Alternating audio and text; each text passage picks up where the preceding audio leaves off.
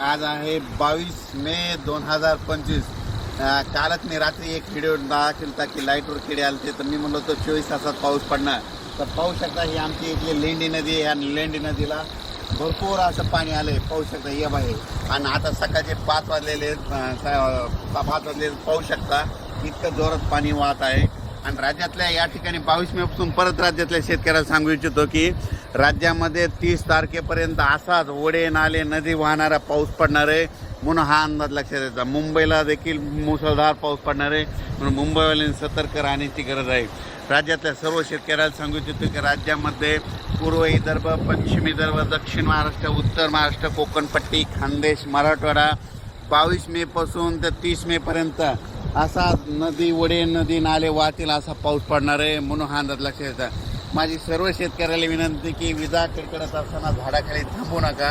त्याच्यानंतर विजा कडकडत असताना आपले पाळीव प्राणी झाडाखाली बांधू नका, कारण की झाडावर जास्त विजा पडतात, म्हणून हे अंदाज लक्षात येतं। नारळाच्या झाडावर देखील वीज पडते, म्हणून नारळाच्या झाडाखाली थांबू नका। मोबाईलचं नेट देखील बंद करा।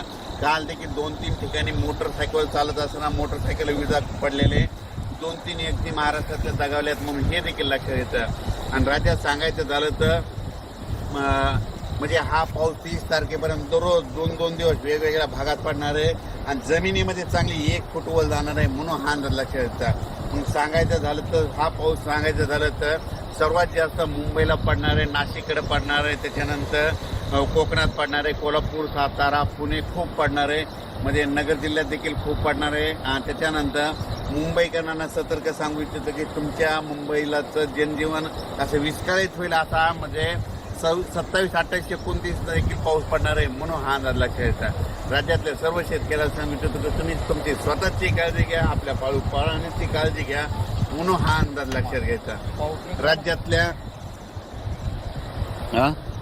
कालच मी एक व्हिडिओ टाकला होता की मी म्हणलो होतो लाईटवर किडे आल्याच्या नंतर बघा 72 तासात पाऊस येतो का नाही, म्हणजे काल 21 मेला टाकलं, हे बघा 22 मे तर हे असा निसर्ग संदेश देते। आणि आणखीन एक सगळ्यात महत्त्वाचं सांगतो की 15 मे ते 30 मे दरम्यान ज्या गावात जास्त पाऊस पडला त्या गावात पावसाळ्यात जास्त पाऊस पडतो आणि त्या गावाला झुकतं माप राहतं, म्हणून हे सगळ्यांनी लक्ष घ्यायचं। हे कोणताच तज्ज्ञ तुम्हाला सांगणार नाही। जर तुम्हाला एक सांगू इच्छितो हे पण आमचं धामणगाव आहे, म्हणजे आमच्या धामणगावला 15 मे ते 30 मे दरम्यान आता असा पाऊस पडला आणि इकडे सेलूला नाही पडला तर येणाऱ्या पावसाळ्यात आमच्या गावाला दररोज पाऊस पडणार, पण सेलूवाल्याला सोडून देणार, म्हणून हे प्रत्येकाने ही गोष्ट लक्षात घ्यायची। ज्या गावाला जास्त पाऊस पडला तिथं जास्त पाऊस पडतो, म्हणून हे लक्षात येतं। राज्यातल्या सर्व शेतकऱ्याला सांगू इच्छितो की लगेच उद्याच्याला एक अंदाज दिला जाईल, म्हणून हे लक्षात घ्यायचं। हे पाहू शकता आमच्या इकडल्या सगळ्या नद्याला पूर आलेला आहे। धन्यवाद।